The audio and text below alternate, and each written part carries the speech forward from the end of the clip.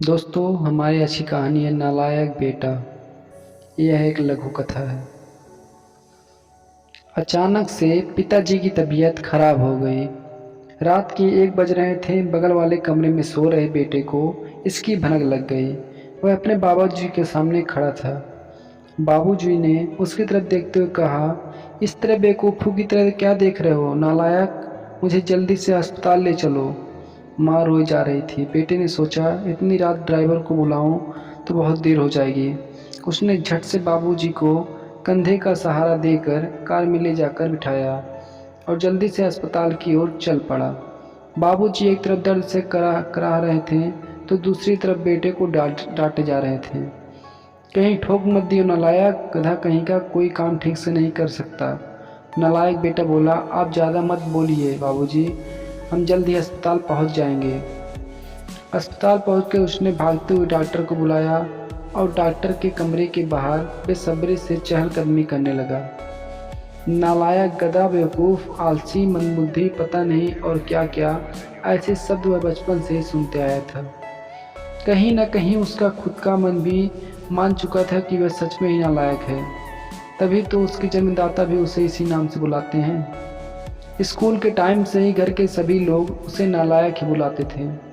वह एग्जाम में भी बहुत बार फेल हुआ था। यह नालायक तो चपरासी बनने के काबिल भी नहीं। इस मंदबुद्धि की शादी भी नहीं होगी।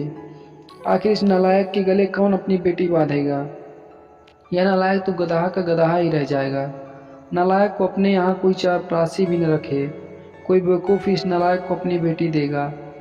शादी होने के बाद लोगों को कहते सुना गया कि उस बेचारी की भागे फूटे जो इस नालायक से शादी होगी। बस एक माँ ही थी जो उस बेचारे को उसके नाम से बुलाती थी। अगर आज उसके बाबूजी को कुछ हो गया तो शायद माँ भी उसे भी इसी नाम से बुलाएगी। मन में इस तरह के विचारों ने उसे झकझोर दिया और वह अस्पताल में बने मंदिर में प्रार्थना में लीन हो गया। वह उसके दुआओं का असर था या फिर मर्जी साधारण था कि डॉक्टर ने सुबह में उसे बाबूजी को घर ले जाने की इजाज़त दे दी। जैसे ही घर लौटा और बाबूजी को उनके कमरे में छोड़ वापस मुड़ा, बाबूजी की तेज आवाज़ आई, मुझे छोड़ नालायक, तुझे क्या लगा बूढ़ा अब अस्पताल से लौटेगा नहीं। यह सुन वह कुछ देर ठिठका और फिर से झुकाए कमरे से बाहर आ गया। लेकिन माँ से रहा नहीं गया। उन्होंने कहा, इतना सब कुछ करता है आपके लिए, फिर भी दिन भर आप उसे नालायक कहते रहते हैं। अवधेश और महेश दोनों अपनी अपनी बीवी के साथ सो रहे हैं। उनको तो यह भी नहीं पता कि रात को क्या हुआ था।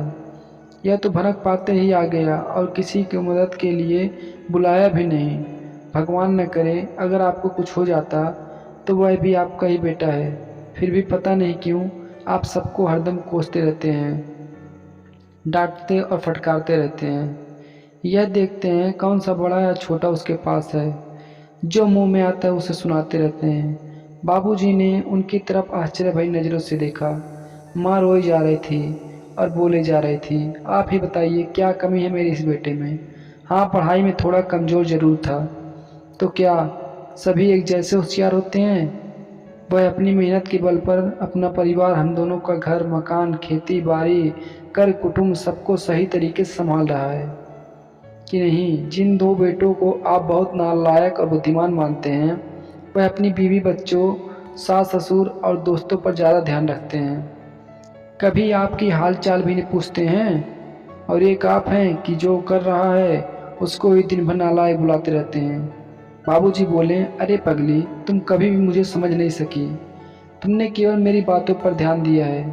क्या तुम्हें नहीं लगता है कि एक श्रवण कुमार जैसे बेटे को दिन भर नालायक और गधा बुलाने का मुझे दुख नहीं होता है। उसे गले न लगा पाने का कष्ट हमें नहीं होता है। आस पड़ोस के लोगों के बीच भी मैं अपने बेटे को उल्टा सुनाता रहता हूँ, लेकिन मेरा बेटा है कि पलट के जवाब देना तो दूर, सिर उठाकर मेरी तरफ देखता भी नहीं है। बाहर से जब भी घर आता है तो सबसे पहले मेरे कमरे में झांक कर देख लेता है कि बाबूजी ठीक है ना। क्या मुझे ऐसे बेटे को उल्टा बोलते पीड़ा नहीं होती हो। भगवान, मेरा दिल पत्थर का नहीं है, मैं भी इंसान ही हूँ।